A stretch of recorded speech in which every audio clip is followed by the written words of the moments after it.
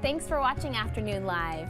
Okay, we all know that spending money is more fun than saving it. So our next guest is here with some brain hacks that will help you become a better saver without feeling like you're missing out. We welcome the author of Your Best Financial Life, Save Smart Now for the Future You Want, retirement expert Ann Lester. Thanks for joining us today. Thank you so much for having me. So talk about friction in terms of saving and spending. We want to reduce the friction to save. What does that mean and how do we do it?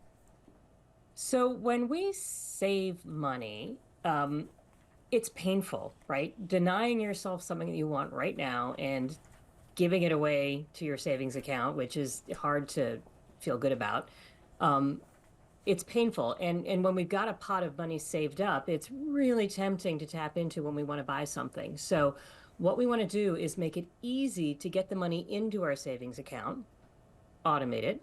And we want to make it hard to get the money out of our savings account. So ideally, you've got your savings in something like an IRA or a 401k that actually charge you penalties. They're kind of hard to get out.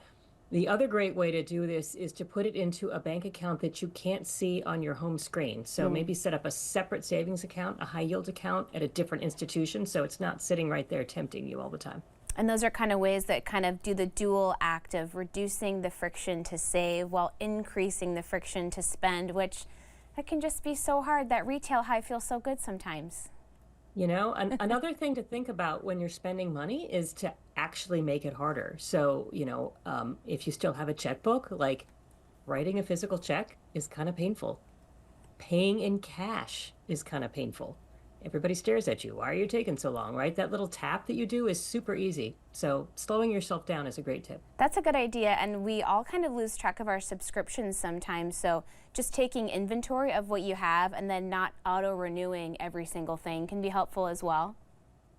Not auto-renewing is key. Another tip I love for the subscription cleanse is to actually, if you have two credit cards, don't get a new one if you don't have one already. But if you happen to have two or more cards, when you sign up for a new subscription, use the credit card that's going to expire the soonest.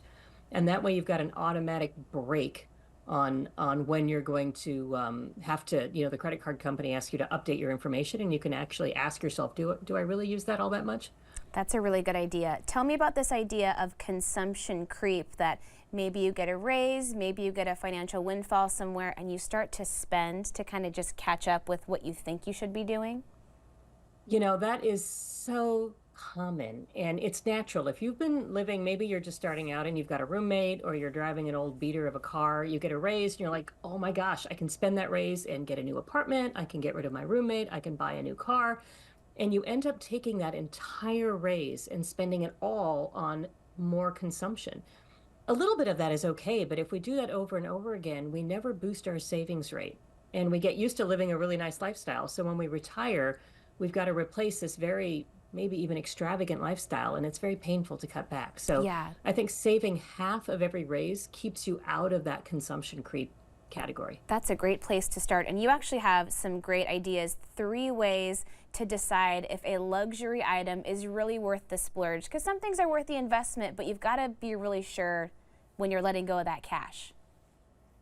Absolutely. I think one of the easiest things to do is to really ask yourself, imagine yourself using that luxury item. Often for me, it's clothes, right? Everybody's got their own brand new phone, right? Imagine yourself using it. And what's the movie, right? How often are you wearing it? How often are you pulling it out of your pocket? Is it something you really need, or is it something you want?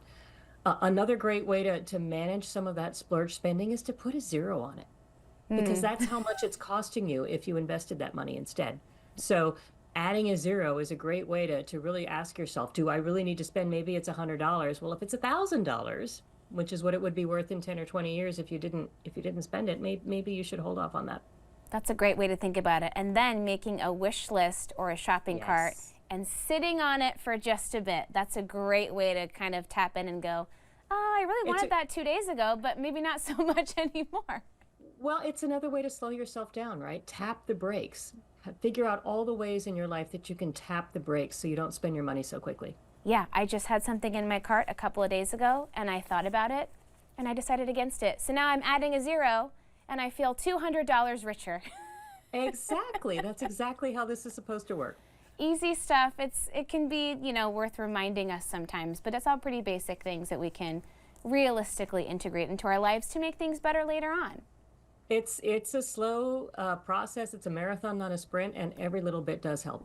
Thank you so much for spending some time with us today.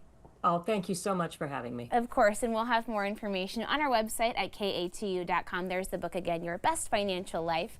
We'll be right back with more Afternoon Live right after this.